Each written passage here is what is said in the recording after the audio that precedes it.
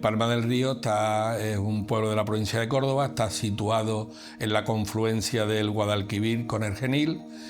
Son tierras muy buenas, una tierra de muchísima calidad, hay un clima fantástico y reúne muchísimas condiciones para el tema citrícola. Guade es una empresa en la cual estamos ahora mismo 56 o 57 agricultores. El tipo de cliente que tiene Guade es todo, desde intermediarios a la gran distribución, todo tipo de mercado, intentamos cubrirlo. Estos cítricos, hasta hace poco, nuestros conocimientos de la arboleda y de las fincas eran algo subjetivo. Teníamos técnicos en campos que iban visitando y haciendo unos chequeos y unos informes a su modo de ver y entender. Hubo años en los que intentamos medir calibres con pie de rey o con fleje y se nos hizo muy largo en el tiempo el poder hacer ese trabajo bien hecho. Agrobotic, con su programa TrueFruit, que se trata de conocer el calibre de las piezas de naranja simplemente con el móvil y haciéndole fotos a un número de piezas por árbol y un número de árboles por hectárea. Con lo cual nos evita la subjetividad del técnico y nos da una información más objetiva con respecto al calibre.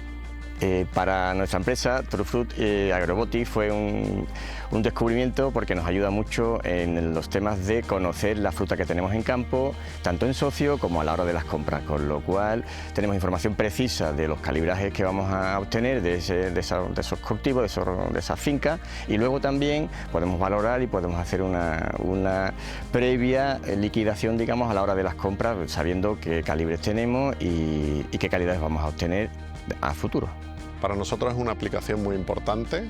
Con ella controlamos los calibres, color y calidad de la fruta.